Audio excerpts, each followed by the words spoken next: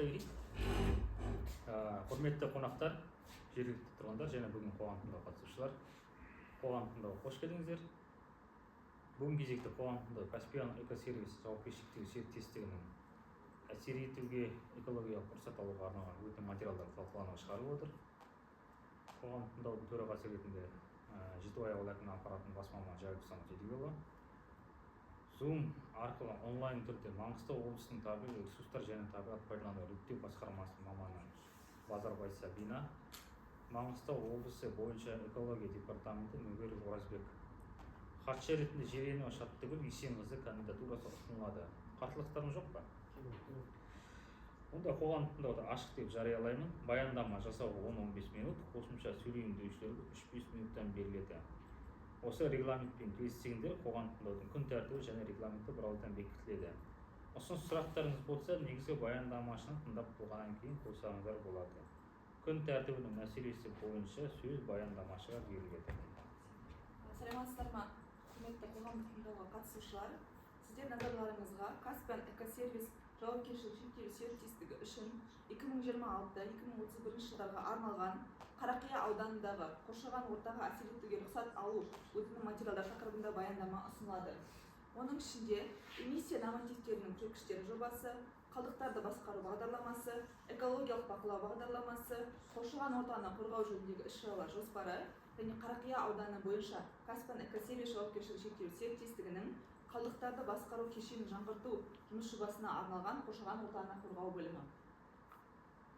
Жалпы кәсіпорын туралы ақпарат.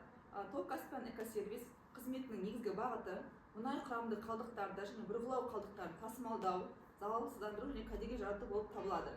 Аталған жұмыстар Қазақстан Республикасының экологиялық кодексінің талаптарына сәйкес және белгіленген мемлекеттік стандарттар негізінде жүзеге асырылады. Қалдықтарды басқару кешені Қазақстан Республикасы Маңғыстау облысы Қарақия ауданы аумағында Жетібай ауылынан 28 шақырым және Жаңаөзен қаласынан 40 шақырым қашықтықта орналасқан. Сайтта көрсетілген сурет. Учаскенің шекарасынан тыс, оған параллель солтүстік-шығыс бағытта жерасты су құбыры өтеді және жоғарғы кернеулі электр беру желісі орналасқан. Жобаланатын нысанның аумағының ауданы 5 гектарды құрайды. Нысан аумағында технологиялық құрылымдардан басқа әкімшілік-тұрмыстық кешен, бақылау өткізу пункті, өндірістік ғимарат, сондай-ақ алаңнан шығу кезінде автокөліктерді жуу және дезинфекциялау алаңы қарастырылған. Нысанда өртке қарсы су қоры резервуарлар мен қысымдық өрт сөндіру желілері қарастырылған. Электрмен жабдықтау көзі дизель генератор болып табылады. Келесі нысанның қуаттылығы.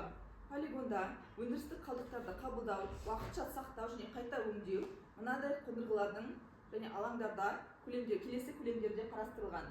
Оның ішінде бұрғылау шламы 21.900 тонна жылына, мұнаймен ластанған топырақ 8.760 тонна, мұнай шламы 13.140 тонна, қатты тұрмыстық қалдықтар 1440 метр куб көлемінде, ластанған ыдыстар, оның ішінде металл бөшкелер 10 тонна, ластанған ыдыс пластик бөшкелер 5 тонна көлемінде, инсинераторға арналған химиялық қалдықтар 10 тонна, мұнай құрамды қалдықтар, майланған шүберектер 6 тонна көлемінде, синтетикалық және минералды майлар 12 тонна, мұнай құрамды материалдар пайдаланылған сүзгілер 12 тонна, еріткіш, бояулардың, лактардың қалдықтары 4 тонна көлемінде, пайдаланылған аккумуляторлар 12 тонна, автокөлік шиналары, өзге техникалық бұйымдар 360 тонна, металл сынықтары 100 тонна көлемінде, дәнекерлеу электродтары 1 тонна, құрылыс қалдықтары 60 тонна, абразивті қалдықтар 6 тонна, тамақ қалдықтары 36, пластик, пластмасс және полиэтилен қалдықтары 10 тонна көлемінде, люминесцентті шамдар 10.000 дана көлемінде қабылдау қуаттылығы бар. Келесі кешенге келіп түскен қалдықтар қауіптіліктің 3-тен 5 сыныптарына жатқызылады. Кешен қалдықтарды залалсыздандыруға және қалпына келтіруге арналған. Бұл ретте қалдықтарды жағу әдісімен жою немесе үшінші тарап ұйымдарының полигондарына тапсыру минималды деңгейде қолданылады. Қалдықтарды басқару кешенінің жұмыс процесі келесідей. Қалдықтар өндіріспен кешенге келіп түседі. Олардың сандық және сапалық құрамын сипатталған қалдық паспортымен бірге жүреді. Қызметкер қалдықтарды құжаттама сәйкестігі тұрғысынан тексереді, әрі қарай түсіру туралы шешім қабылдайды. Қажет болған жағдайда қалдықтар дозиметрлік бақылаудан өтеді. Қалдықтарды қалпына келтіру мен залалсыздандырудың бірнеше әдістері қолданылады. Залалсыздандыруға жататын қалдықтарға мыналар жатады. Технологиялық ағынды сулар, бұрғылау шламдары, пайдаланылған бұрғылау ерітінділері, мұнаймен ластанған топырақ және тағы да басқа қалдықтардың түрлері. Келесі слайдта нысанның құрамына мынадай технологиялық алаңдар кіреді. Оның ішінде дөңгелектер дезинфекциялау ваннасы, МБР картасы, УЗГ 1М қондырғысының алаңы, құрал-саймандар мен биопрепараттарға арналған қойма, дайын өнімді жинақтау алаңы, қатты тұрмыстық қалдықтарға арналған карта, металлон қабылдау алаңы, химиялық қалдықтарды утилизацияға дайындау, қабылдау және уақытша сақтау алаңы. Сонымен қатар карталардың сыйымдылығы көрсетілген слайдта. Оның ішіндегі қолданыстағы мұнай шламы картасы, мұнаймен ластанған топырақ картасы, бұрғылау шламы картасы, пайдаланылған бұрғылау шламы картасы 1000 метр куб көлемінде құрайды. Қолданыстағы нейтралды топыраққа арналған карта 5100 метр кубты құрайды. Химиялық қалдықтарға арналған алаң 60 тонна көлемінде, қатты тұрмыстық қалдықтарға арналған карта 3042 тонна, МБР картасы 3575 тонна, металл алаңы 360 тонна көлемінде сыйымдылыққа ие.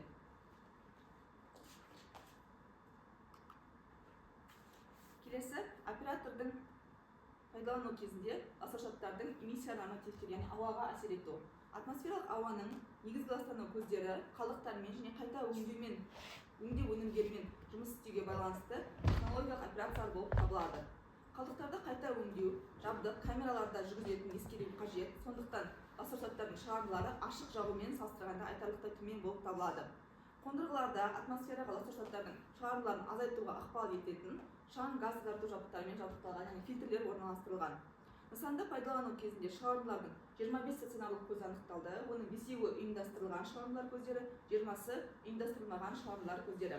2026-2031 жылдарға арналған ластауыштар эмиссия нормативтері 6 грамм секунд немесе 126 тонна жылына көлемінде белгіленген болатын. Келесі слайдта жоспарланып отырған қызметтің құрылыс және пайдалану кезеңдеріндегі түзілетін қалдықтарын жинақтау лимиттері. Қалдықтарды басқару бағдарламасы Қазақстан Республикасының экологиялық кодексінің 335 бабының 2 тармағына сәйкес әзірленген. Каспиан экосервис жауапкершілігі шектеулі серіктестігінің аумағында 17 түрлі қалдықтардың түзілуін және кәсіпорын аумағында 10 қалдық түрінің жинақтау орнын қарастырылған.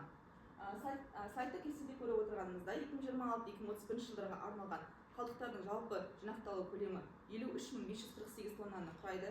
Оның ішінде 52621 қауіпті қалдықтар және 9825 тонна қауіпті емес қалдықтар болып табылады.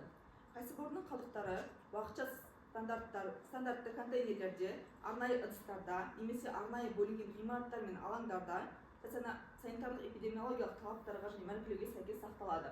Арнайы контейнерлерде қалдықтардың атауы, қауіптілік деңгейі, класы, сондай контейнерлердің көлемі туралы ақпарат келтірілген жазулар маркіленген болады.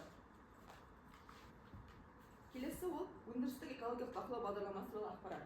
Осы өндірістік экологиялық бақылау бағдарламасы қызметті жүргізу кезінде қоршаған орта компоненттерінің жағдайын мониторингілеу арқылы келесі мүмкіндіктерді қамтамасыз етеді. Қоршаған орта компоненттерінің ластануын уақытында анықтау, қоршаған ортаның табиғи компоненттерінің жағдайына антропогендік өзгерістердің бағасы мен болжамын растау, экологиялық бақылау шараларымен бірге жүргізілетін қызметтің Қазақстан Республикасының экологиялық нормативтері мен талаптарына сәйкестігін анықтау, аймақтық деңгейде экожүйенің жағдайын бағалау мен болжауды қамтамасыз ететін мемлекеттік экологиялық мониторинг жүйесінің құрамдас бөлігі болу. Мониторингтік бақылаудың мазмұны кәсіпорын объектісінің ықтимал әсер аймағындағы қоршаған орта компоненттерінің сапалық және сандық көрсеткіштерінің жүйелі түрде өлшеуді қамтиды. Қоршаған ортаға ықтимал әсерді бақылау жалпы өндірістік мониторингтің аясында жүргізілетін болады. Баяндамашы, ұсыныс пікірлеріңіз, сұрақтарыңыз болса, сұрақ қойыңыздар.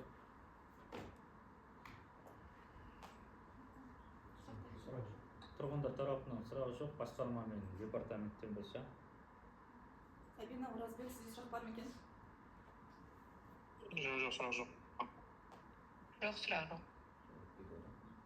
Басқа сұрақтар жоқ болса, қоғам тыңдауды өтті деп санаймыз. Қоғам тыңдаудың қорытындысы бойынша хаттама жасақталады. Онда бүгінгі мәселе бойынша ескертпелер енгізіледі. Қоғам тыңдауды жабық деп жариялаймын.